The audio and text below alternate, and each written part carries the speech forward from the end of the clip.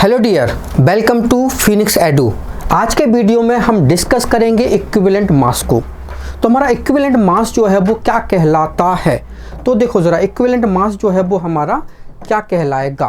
तो equivalent mass को हम कैसे डिफाइन करेंगे, तो अगर मान लीजिए हमने कहा कि कोई सब्सटेंस जो है वो आपका ए है, ए हमारा जो है एक सब्सटेंस है और ये सब्सटेंस जो है रिएक्ट करता है, इसका कोई भी मास जो है, हमने सपोज कि x ग्राम जो है वो इसका रिएक्ट करता है 1 ग्राम हाइड्रोजन से, 8 ग्राम ऑक्सीजन से और 35.5 ग्राम क्लोरीन से। तो इसका ये जो x ग्राम है वो इस सब्सटेंस का इक्विवेलेंट मास जो है वो कहलाएगा, राइट। तो अब हम चेक कर लेते हैं। सपोज कि हमारा सब्सटेंस ए जो है वो आपका एक सोडियम है, ठीक है। अब सोडियम जो है वो रिएक्ट कर रहा है हाइड्रोजन से, तो बनेगा सोडियम हाइड्राइड। ओके, इक्वेशन को कर देते हैं बैलेंस। इक्वेशन हो गई हमारी बैलेंस, क्लियर। अब देखो ज़रा, यहाँ पे 2 ग्राम हाइड्रोजन जो है वो रिएक्ट कर रहा है सोडियम के 2 × 23 ग्राम से, ठीक है ना। 2 ग्राम हाइड्रोजन जो है वो 2 × 23 ग्राम सोडियम से रिएक्ट कर रहा है। तो 1 ग्राम हाइड्रोजन, ये 1 ग्राम हाइड्रोजन कितने ग्राम सोडियम से रिएक्ट करेगा, तो 2 × 23/2 × 1, तो ये 2 से ये 2 कैंसिल, तो 23 ग्राम से। तो इसका मतलब है कि सोडियम का इक्विवेलेंट वेट जो है वो 23 होना चाहिए। ऑक्सीजन के बेसिस पे हम चेक करेंगे, तो देखो ज़रा ऑक्सीजन के बेसिस पे जो है वो हम चेक कर लेते हैं। तो सोडियम जो है वो रिएक्ट कर रहा है ऑक्सीजन से, तो हमारा बना सोडियम ऑक्साइड।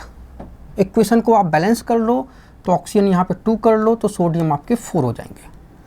तो हमको पता है ये ऑक्सीजन का मास 32 है और सोडियम का मास 4 × 23, तो 32 ग्राम ऑक्सीजन जो है वो रिएक्ट कर रहा है 4 × 23 ग्राम सोडियम के साथ।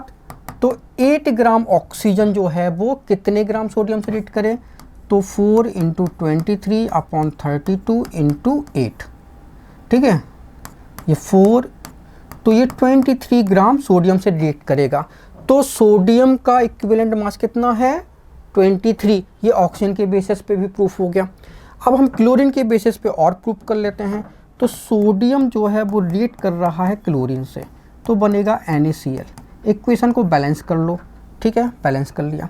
तो देखो जरा, क्लोरीन का मास 71 है और सोडियम 2 × 23 है, तो 71 ग्राम क्लोरीन जो है वो रिएक्ट कर रहा है 2 × 23 ग्राम सोडियम के साथ। तो 35.5 ग्राम क्लोरीन रिएक्ट करेगा 2 × 23/71 × 35.5, तो ये आपका 2 टाइम्स, तो ये कैट, तो ये आएगा 23 ग्राम सोडियम। तो क्लोरीन के बेसिस पे भी सोडियम का मास जो है वो 23 आया। तो सोडियम का इक्विवेलेंट मास जो है वो 23 है। क्यों? क्योंकि वो 1 ग्राम हाइड्रोजन से, 8 ग्राम ऑक्सीजन से एंड 35.5 ग्राम ऑफ क्लोरीन से जो है वो रिएक्ट करता है, राइट। तो कोई भी सब्सटेंस हो, अगर उस सब्सटेंस का जो भी मास है, अगर वो 1 ग्राम हाइड्रोजन से, 8 ग्राम ऑक्सीजन से एंड 35.5 ग्राम क्लोरीन से रिएक्ट करता है, तो वो मास उस सब्सटेंस का इक्विवेलेंट मास जो है वो कहलाएगा। अब इक्विवेलेंट मास को हम और ज़्यादा कैसे डिटरमाइन कर सकते हैं, तो देखो ज़रा, equivalent mass of an element. तो एलिमेंट के लिए इक्विवेलेंट मास को हम कैसे डिटरमाइन करेंगे, तो करते हैं, देखो ज़रा, जो हमारा एलिमेंट है, ठीक है, एलिमेंट्स जो है वो हमारे आपके मेटल्स होते हैं, नॉन मेटल्स होते हैं एंड मेटेलॉइड्स होते हैं, ठीक है। ओके, तो अब हमें सपोज कि सोडियम का इक्विवेलेंट मास जो है वो चाहिए, इक्विवेलेंट मास ऑफ सोडियम। तो क्या होगा, एटॉमिक मास अपॉन वैलेंसी।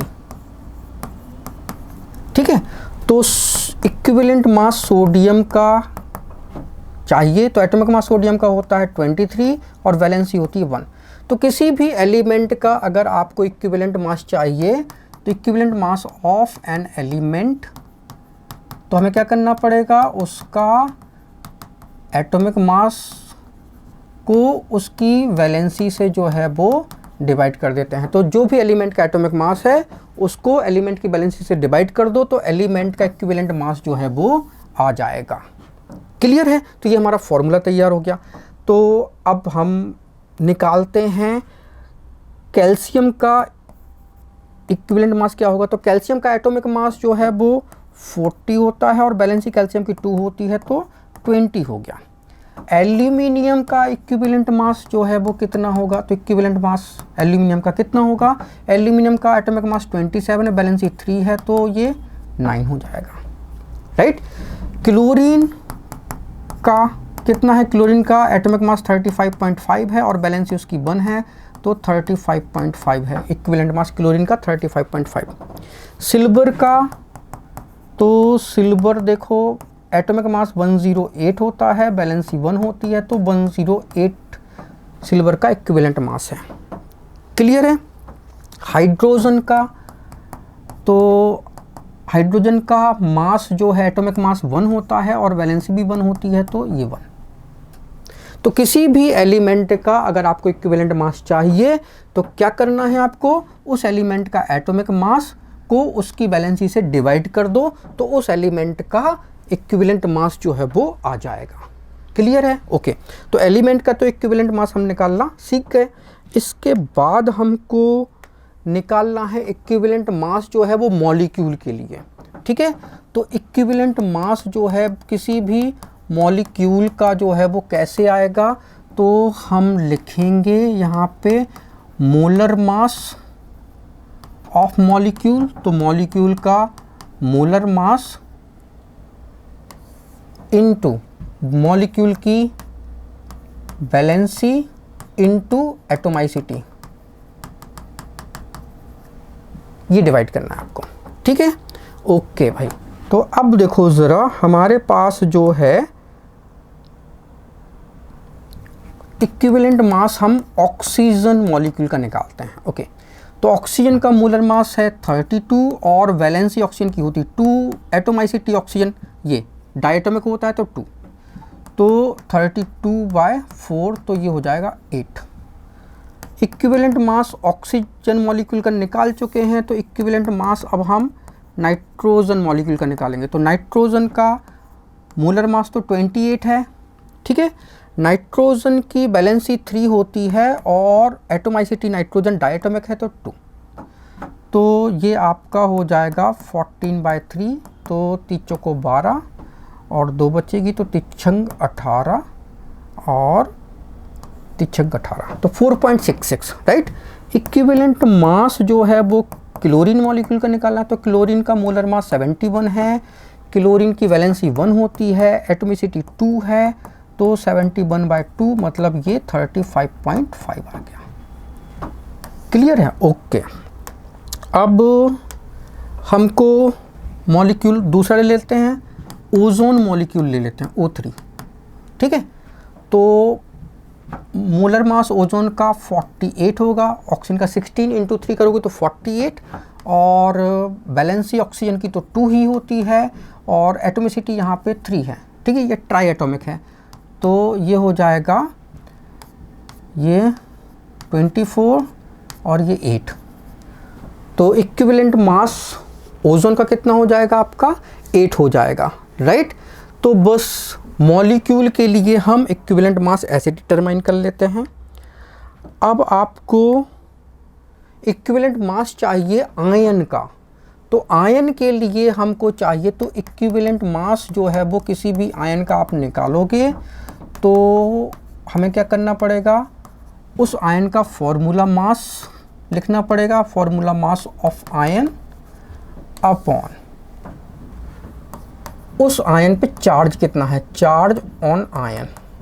ठीक है, और ये चार्ज जो है वो विदाउट साइन जो है वो लिखना है, राइट। तो हमें इक्विवेलेंट मास जो है वो सोडियम आयन का चाहिए। ओके, तो सोडियम आयन का मास कितना है, सोडियम का मास तो 23 होता है, चार्ज जो है वो +1 ही है, तो 1 लिखना है, प्लस नहीं लगाना, ठीक है। तो इक्विवेलेंट मास जो है वो 23 ही आएगा। इक्विवेलेंट मास कैल्शियम +2 आयन का, तो कैल्शियम का मास 40 होता है और चार्ज जो है वो 2 है, तो ये 20 हो जाएगा।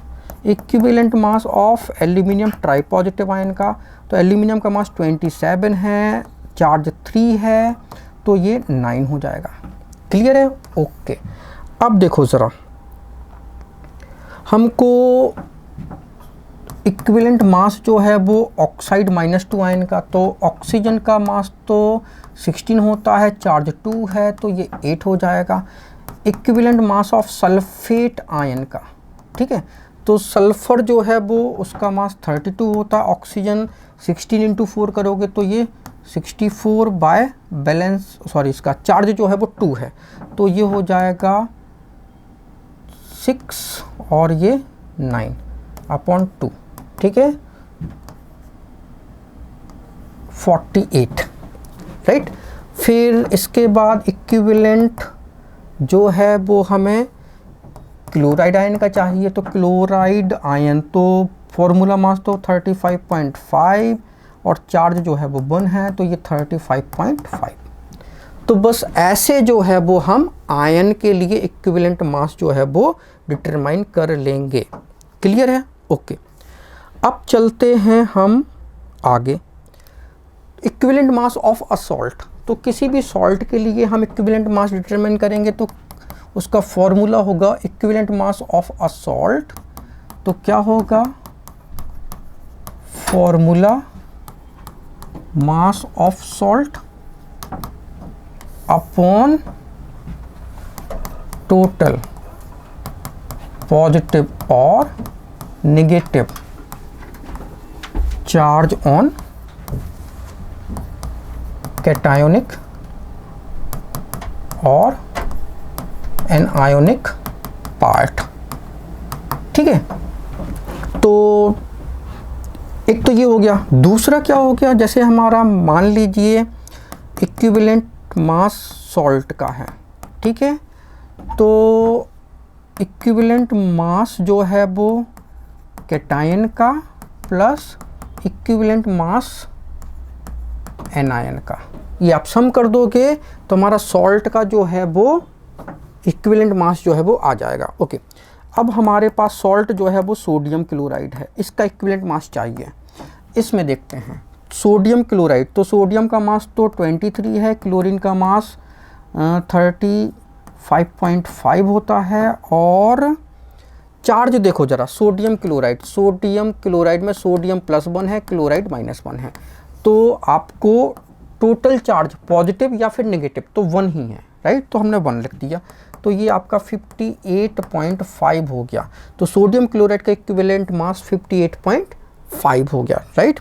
इक्विवेलेंट मास जो है वो हमें कैल्शियम क्लोराइड का चाहिए, तो कैल्शियम क्लोराइड, तो कैल्शियम का मास 40, क्लोरीन का मास 35.5 × 2 करोगे, राइट, और अपॉन कैल्शियम, देखो जरा कैल्शियम क्लोराइड तो CaCl2, क्लोरीन +2 है, सॉरी कैल्शियम +2 है, क्लोरीन -1 × 2 करोगे तो ये -2 है, तो 2 से डिवाइड हो जाएगा, राइट। तो ये 40 + 71 तो डिवाइडेड बाय 2, तो ये ऐड करोगे तो ये 1 और 7 3 10 और 11 डिवाइडेड बाय 2 तो 5, ये 55.5 जो है वो इसका इक्विवेलेंट मास आ जाएगा। तो बस इक्विवेलेंट मास ऑफ सॉल्ट हम ऐसे डिटरमाइन कर लेते हैं, राइट। अगर मान लीजिए ऐसा भी कर सकते थे आप, जैसे CaCl2 इसका इक्विवेलेंट मास चाहिए, तो हमें equivalent mass calcium +2 ion plus equivalent mass chloride ion, तो कैल्शियम आयन का मास कितना होगा, तो ये 40/2, ठीक है, charge formula mass of ion upon charge on ion, ठीक है, प्लस क्लोराइड आयन का मास 35.5 और चार्ज इस पे 1 है, राइट। तो ये हो जाएगा 20 + 35.5, राइट। तो कितना हो जाएगा, ये 0.5 यूँ, ये 5 और 3 2 5, तो 55.5 ऐसे भी निकाल सकते हो आप, राइट। तो या तो आपका फॉर्मूला ये है या फिर ये है, जो भी आपको इजी लगे। सॉल्ट के लिए जो है वो इक्विवेलेंट मास जो है वो डिटरमाइन कर सकते हो। क्लियर हो गया, अच्छी बात है। आगे बढ़ते हैं। अब हमको इक्विवेलेंट मास जो है वो डिटरमाइन करना है हाइड्रेटेड सॉल्ट के लिए। तो हाइड्रेटेड सॉल्ट क्या होता है, तो देखो जरा, ये बेरियम क्लोराइड है, ये हमारा बाइनरी सॉल्ट है और इसमें 2 वाटर मॉलिक्यूल लग गए, तो ये हमारा हाइड्रेटेड सॉल्ट हो गया, राइट। FeSO4 ये हमारा बाइनरी सॉल्ट है, इसमें 7H2O लग गया, तो ये हमारा हाइड्रेटेड सॉल्ट हो गया, right. K2SO4 dot Al2SO4 whole thrice dot 24H2O CuSO4 dot 5H2O। तो ये सारे के सारे हमारे क्या हैं, हाइड्रेटेड सॉल्ट हैं, राइट। तो ये हाइड्रेटेड सॉल्ट हैं। अब इनका इक्विवेलेंट मास जो है वो हम कैसे निकालेंगे, इक्विवेलेंट मास जो है वो इनका चाहिए, कैसे निकालोगे। तो देखो जरा, equivalent mass of hydrated salt, ठीक है, हाइड्रेटेड सॉल्ट, तो क्या होगा, तो molar mass of hydrated salt upon total charge on cationic और एनायोनिक पार्ट, ठीक है, ओके। अब देखो जरा, इसमें बेरियम क्लोराइड, तो बेरियम पे +2 चार्ज है, क्लोरीन -1 × 2, तो ये टोटल चार्ज यहाँ पे 2 है। क्लियर है, टोटल चार्ज यहाँ पे कितना है, 2 है। ये वाटर है, ये नॉन आयोनाइज्ड है, राइट। यहाँ पे आयरन +2 है, सल्फेट -2, तो टोटल चार्ज कितना हो गया, 2। पोटेशियम +1 × 2 करोगे, सल्फेट पूरा -2 ले लो, ठीक है। एल्यूमिनियम +3 × 2 करोगे, ये सल्फेट -2 × 3। तो देखो ज़रा, ये -6 और -2 कितना हो गया, -8, और +2 और +6 कितना हो गया, +8, राइट। तो टोटल चार्ज एलम में कितना हो गया, +8 एंड -8। यहाँ पे देखो, कॉपर +2 है, सल्फेट -2 है, तो यहाँ पे टोटल चार्ज +2 एंड -2। क्लियर है, यहाँ पे +2 एंड -2, राइट। तो अब हमें इक्विवेलेंट मास BaCl2.2H2O का निकालना है। तो मोलर मास बेरियम का कितना होता है, 137, क्लोरीन का 35.5 × 2 करोगे, प्लस वाटर का कितना होता है, वाटर का 18 × 2 करोगे, अपॉन डिवाइडेड बाय 2। तो ये इक्विवेलेंट मास जो है वो हाइड्रेटेड बेरियम क्लोराइड का जो है वो आ जाएगा। क्लियर है। अब देखो ज़रा, हमको इक्विवेलेंट मास जो है वो अगर आपको चाहिए FeSO4.7H2O का, तो कैसे निकालोगे, आयरन का मास 56, ठीक है, सल्फर 32, ऑक्सीजन 64 हो जाएगा, 16 × 4 करोगे, प्लस वाटर का 18 होता है × 7, ठीक है ना, डिवाइडेड बाय कितना करोगे, 2 करोगे। तो बस ये हमारा हाइड्रेटेड फेरस सल्फेट का जो है वो इक्विवेलेंट मास हो जाएगा।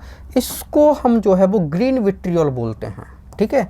FeSO4.7H2O ग्रीन विट्रियोल कहलाता है और ये हमारा ब्लू विट्रियोल कहलाता है। आगे बढ़ते हैं। अब हमें इक्विवेलेंट मास जो है वो एसिड का चाहिए। तो एसिड के लिए इक्विवेलेंट मास हम कैसे डिटरमाइन करेंगे, तो इक्विवेलेंट मास जो है वो किसी भी एसिड का निकालना है। तो कैसे निकालोगे, तो हमें मोलर मास जो है वो उस एसिड का चाहिए plus number of replaceable hydrogen,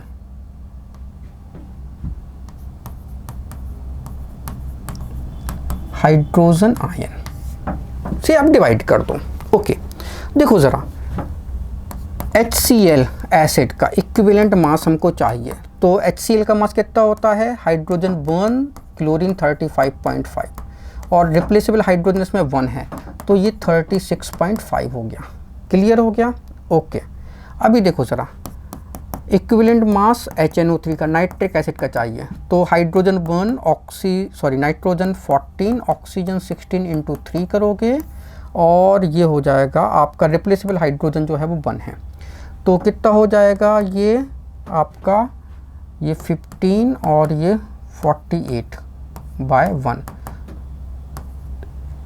और 5 और 1 6, 63 हो गया। ठीक है, इक्विवेलेंट मास H2SO4 का, तो hydrogen 1 into 2, sulphur 32, oxygen 16 into 4 और डिवाइडेड बाय 2, क्योंकि 2 रिप्लेसेबल हाइड्रोजन है।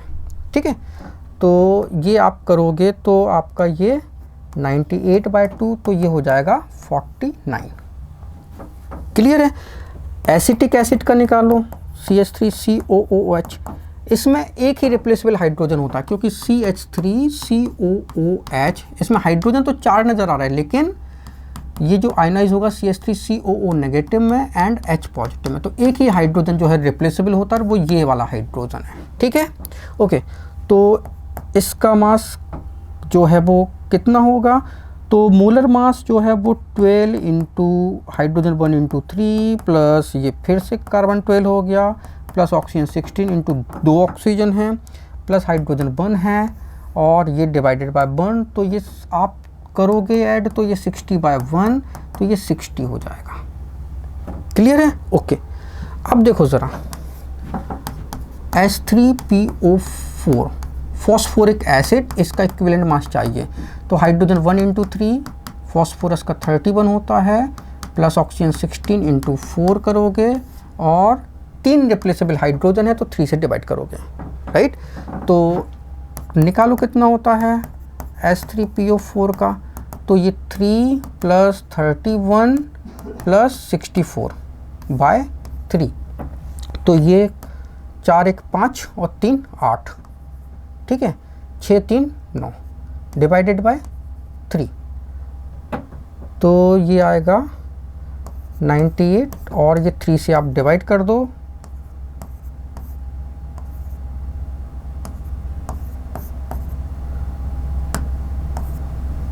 तो 32.6।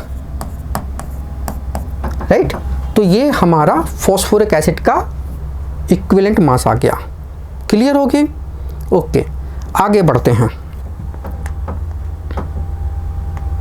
अब देखो ज़रा, ये हमारा H2SO4 है, तो इसका इक्विवेलेंट मास तुम्हारा 49 आया था।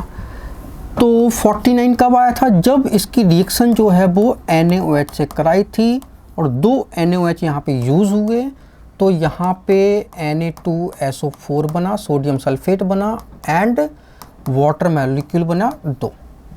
राइट, तो इक्विवेलेंट मास जो है वो H2SO4 का निकालोगे यहाँ पे, तो molar mass of H2SO4 divided by basicity.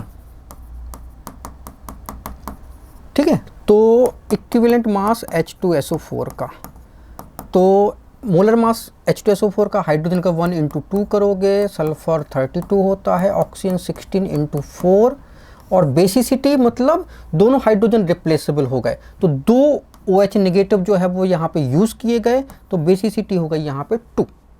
ठीक है, तो 2 मोल जो है वो NaOH जो है वो यूज़ किए गए, इसलिए बेसिसिटी यहाँ पे कितनी हो गई 2। राइट, ओके, तो दोनों हाइड्रोजन जो है यहाँ पे रिप्लेसेबल हो गए एसिड के, तो ये 98/2, तो ये 49 जो है वो इक्विवेलेंट मास जो है वो H2SO4 का यहाँ पे 49 आया। क्लियर है? लेकिन अगर हमारी रिएक्शन कुछ ऐसी होती, कैसे, H2SO4 था और सोडियम हाइड्रोक्साइड जो है वो हम यूज़ कर रहे हैं, लेकिन एक ही सोडियम हाइड्रोक्साइड यूज़ किया, तो ये सोडियम हाइड्रोजन सल्फेट बना और एक वाटर मॉलिक्यूल बना। अब इस जगह पे इक्विवेलेंट मास H2SO4 का हम निकालेंगे तो हमें मोलर मास H2SO4 का रखना है और बेसिसिटी रखनी है। मोलर मास जो है वो 98 आया था और बेसिसिटी चूँकि यहाँ पे एक ही OH यूज़ किया इसलिए केवल एक हाइड्रोजन रिप्लेसेबल हुआ, तो 1 हाइड्रोजन रिप्लेस हुआ तो हमने लिखा 1। तो यहाँ पे इक्विवेलेंट मास जो है वो 98 होगा, तो इक्विवेलेंट मास H2SO4 का जो है यहाँ पे कितना आया, 98 आया, राइट। और 49 कब आएगा, जब दोनों हाइड्रोजन रिप्लेसेबल हो गए। जब एक हाइड्रोजन रिप्लेस होगा तो इक्विवेलेंट मास जो है वो 98 आएगा H2SO4 का, राइट। अच्छी बात है। जरा एक और एग्जांपल लेते हैं। हमारे पास ये है H3PO4 फॉस्फोरिक एसिड। जब हम इसको एक NaOH से रिएक्ट कराते हैं तो बनेगा हमारा NaH2PO4 और एक वाटर मॉलिक्यूल बनेगा। तो इस जगह पे H3PO4 का मोलर मास जो है वो कितना आएगा। दूसरी रिएक्शन देखते हैं, H3PO4 है और NaOH हमने यहाँ पे 2 मोल ले लिए तो 2 हाइड्रोजन रिप्लेस होंगे, तो Na2HPO4 बनेगा और H2O बनेंगे 2 मोल। तीसरा H3PO4 है और यहाँ पे 3 NaOH ले लेते हैं, ठीक है। तो Na3PO4 सोडियम फॉस्फेट और 3 वाटर मॉलिक्यूल बन जाएंगे। क्लियर है, ओके। अब देखो जरा रिएक्शन 1 की अगर हम बात करते हैं, ठीक है ना, तो रिएक्शन 1 तो इक्विवेलेंट मास H3PO4 का निकालना है, तो मोलर मास H3PO4 और डिवाइडेड बाय बेसिसिटी। तो H3PO4 का मोलर मास हाइड्रोजन का 1 × 3 करोगे, फॉस्फोरस 31 और ऑक्सीजन 16 × 4 डिवाइडेड बाय बेसिसिटी। चूँकि एक OH यूज़ किया इसलिए यहाँ पे एक ही हाइड्रोजन रिप्लेस हुआ, तो रिप्लेसेबल हाइड्रोजन 1 है तो 1 से डिवाइड कर देंगे। तो ये 3, 31 एंड 64 कितना हो गया, 5 और 3 8 और 6 और 3 9, तो 98/1, तो 98। तो इस जगह पे तो इक्विवेलेंट मास H3PO4 का कितना आया, 98 आया, ओके। सेकेंड रिएक्शन में देखते हैं, तो रिएक्शन सेकेंड तो इक्विवेलेंट मास H3PO4 का निकालोगे तो मोलर मास तो 98 आया और चूंकि यहाँ पे 2 NaOH यूज़ किए गए तो 2 हाइड्रोजन रिप्लेस हुए, तो 2 से डिवाइड करोगे, 2 हाइड्रोजन रिप्लेस हुए तो 2 से डिवाइड किया तो ये 49 आया। तो इस जगह पे H3PO4 का इक्विवेलेंट मास जो है वो 49 है, ओके।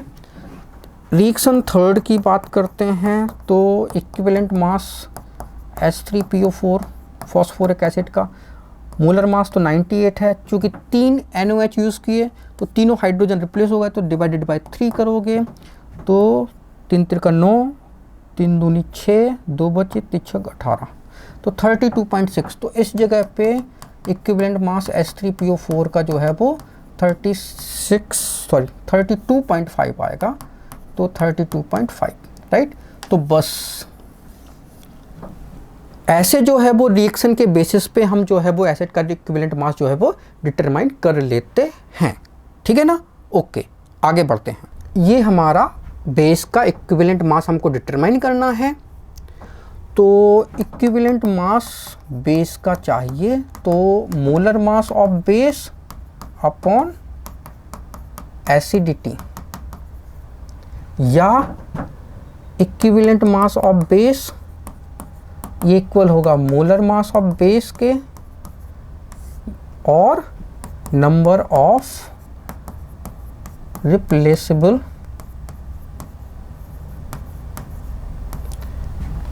OH नेगेटिव आयन, ठीक है।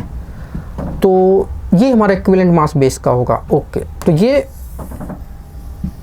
फॉर्मूले हैं, ठीक है। अब देखो ज़रा हमको NaOH, तो इसमें एक ही OH है तो इक्विवेलेंट मास NaOH का चाहिए, तो क्या होगा, मोलर मास NaOH का अपॉन उसकी बेसिसिटी। तो बेसिसिटी 1 है तो मोलर मास 40/1, ठीक है, तो 40 ही रहेगा। Calcium hydroxide, equivalent mass calcium hydroxide का चाहिए। तो मोलर मास कैल्शियम हाइड्रोक्साइड का, कैल्शियम का 40 प्लस OH कितना हो गया 17 इंटू 2 अपॉन 2, 2 OH हैं, ठीक है ना। तो 34 और 40 कितना हो गया 74/2 और डिवाइड करोगे तो 337 आ गया, राइट। तो इक्विवेलेंट मास कैल्शियम हाइड्रोक्साइड का 37 हो गया। क्लियर हो गया, ओके।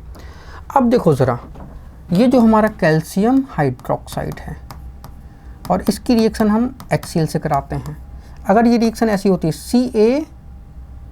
CaOHCl प्लस H2O, तो अभी एक ही OH रिप्लेस हुआ, तो यहाँ पे इक्विवेलेंट मास जो है वो कैल्शियम हाइड्रोक्साइड का कितना हो जाएगा 74/1, एक ही OH रिप्लेस हुआ तो 74 होगा इस रिएक्शन में, ठीक है। और अगर रिएक्शन ऐसी होती CaOH2 प्लस 2HCl से CaCl2 प्लस H2O2, तो दोनों OH रिप्लेस हो गए, तो इक्विवेलेंट मास कैल्शियम हाइड्रोक्साइड का क्या हो जाएगा, ये 74/2, तो ये 37 हो जाएगा।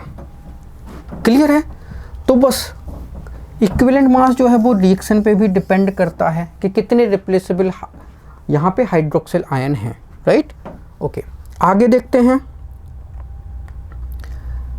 अब हमें नॉन रेडॉक्स रिएक्शन के लिए इक्विवेलेंट मास जो है वो डिटरमाइन करना है, तो करते हैं। तो देखो ज़रा, हमारी नॉन रेडॉक्स रिएक्शन हम लिखते हैं, तो हमने लिखा सोडियम क्लोराइड सिल्वर नाइट्रेट से रिएक्शन हो रहा है, तो सिल्वर क्लोराइड बनेगा और NaNO3 बनेगा।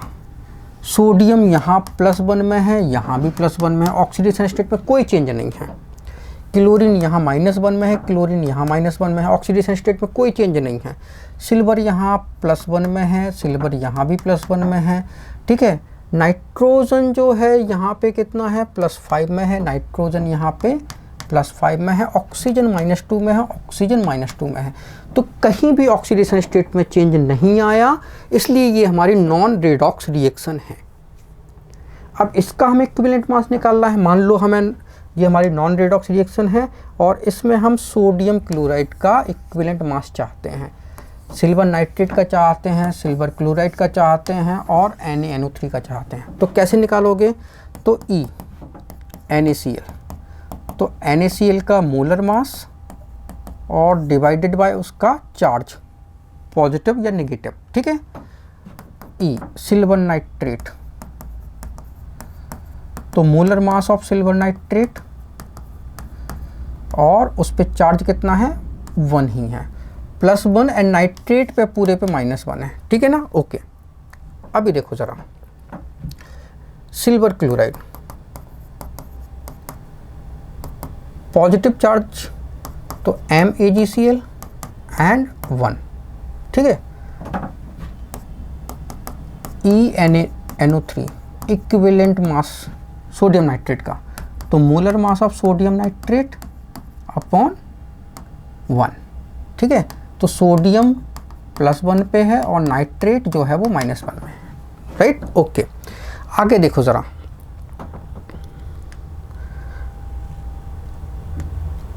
अगर रेडॉक्स रिएक्शन है तो फिर इक्विवेलेंट मास कैसे निकालेंगे, तो देखो ज़रा, H2SO4 जिंक से रिएक्ट कर रहा है, तो क्या बन रहा है ZnSO4 बनेगा और हाइड्रोजन गैस निकल गई। ओके भाई, अब देखो ज़रा, इस रिएक्शन में हाइड्रोजन +1 है, ठीक है, सल्फर +6, ऑक्सीजन -2, जिंक 0 से चला गया जिंक +2 में, सल्फर अभी +6 में, ऑक्सीजन -2 में है, हाइड्रोजन +1 से चला गया कहाँ पे 0 में, राइट।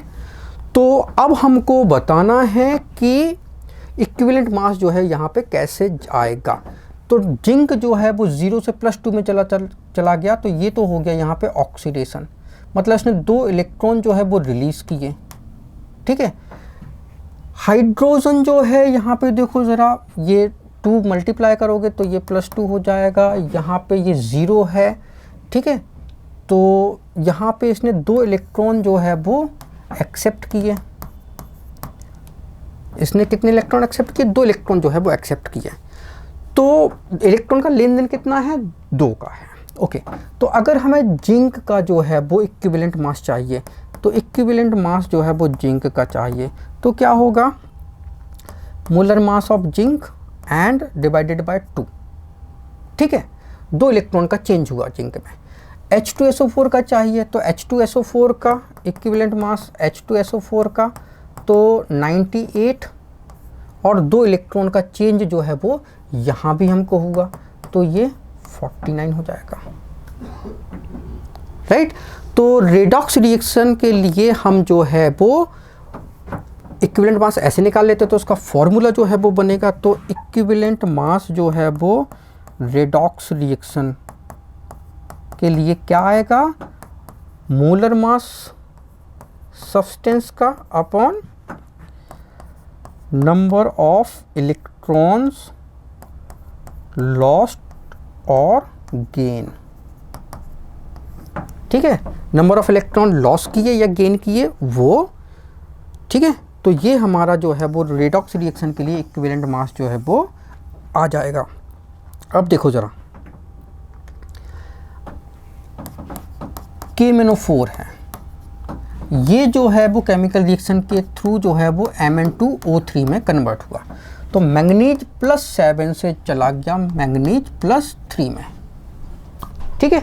ऑक्सीडेशन स्टेट कैसे निकालते हैं? तो भाई देखो, पोटेशियम +1 होता है, मैंगनीज की निकालो X, ऑक्सीजन -2 × 4 करोगे, और सम ऑफ ऑक्सीडेशन किसी भी कंपाउंड के लिए 0 होता है, तो ये 0 करना पड़ेगा, ठीक है ना। तो ये +1 X और ये -8 × 0, तो X -7 = 0, तो X = +7, तो मैंगनीज की +7 हो गई। यहाँ पे देखो, इसकी X निकालोगे 2 है मैंगनीज, ठीक है। ऑक्सीजन की -2 × 3 है, और सम ऑफ ऑक्सीडेशन स्टेट जो है वो क्या होगी? सम कर दो, तो क्या होगा? ये सम कर दो, सम कर दो, ठीक है। तो सम जो है वो 0 आता है, हमेशा 0 आएगा एक कंपाउंड के लिए। तो ये 2x - 6 = 0, तो 2x = +6 हो जाएगा, तो x = +6/2, तो ये +3। ओके, तो यहाँ पे इलेक्ट्रॉन का लेन देन कितना हुआ? ये 7 से +3 चला गया, मतलब इलेक्ट्रॉन जो है इसने एब्जॉर्ब किए। कितने इलेक्ट्रॉन एब्जॉर्ब किए? तो 4 इलेक्ट्रॉन जो है वो इसने एब्जॉर्ब किए, ठीक है। आ रही बात समझ में? ओके, अब देखो ज़रा, जो हमारा KMnO4 है ये Mn2O3 में कन्वर्ट हुआ, राइट। तो ये +7 है और ये +3 में आया, तो अभी मैंगनीज यहाँ पे 2 है, यहाँ पे तो 1 है, तो इसको ये 2 मोल करना पड़ेगा। तो यहाँ पे ऑक्सीडेशन स्टेट कितनी हो गई? 14, यहाँ पे कितनी हो गई? +6, तो टोटल चेंज आया 8 इलेक्ट्रॉन का। कितना चेंज आया? 8 इलेक्ट्रॉन का जो है वो चेंज आया। अब चूंकि चेंज जो है वो हम पर मोल देखते हैं, 1 मोल में कितना चेंज आया, तो ये तो 2 मोल है, तो 2 मोल KMnO4 में चेंज जो है वो 8 इलेक्ट्रॉन जो है आया, ठीक है। तो 1 मोल में कितना चेंज है? तो 1 मोल में 8/2, तो ये 4 इलेक्ट्रॉन का चेंज है, ठीक है। तो KMnO4 का यहाँ पे मास निकालना है, इक्विवेलेंट मास KMnO4 का निकालोगे तो ये क्या हो जाएगा? Molar mass of KMnO4 divided by change कितने इलेक्ट्रॉन का है? 4। अगर इक्विवेलेंट मास जो है वो Mn2O3 का निकालना है तो मोलर मास Mn2O3 चेंज कितने का है? यहाँ पे तो ये 8 इलेक्ट्रॉन का ही चेंज है, पर मोल 1 मोल में 8 इलेक्ट्रॉन का चेंज आया, तो 8 से डिवाइड करोगे। बस ऐसे हम जो है वो इक्विवेलेंट मास जो है वो डिटरमाइन कर लेते हैं। Thank you so much for watching this video. अगर वीडियो अच्छा लगा तो प्लीज़ इसको लाइक करें, इसको शेयर करें। अगर आपने हमारे चैनल को अभी तक सब्सक्राइब नहीं किया है तो प्लीज़ इसको सब्सक्राइब करें। Thank you once again for watching this video.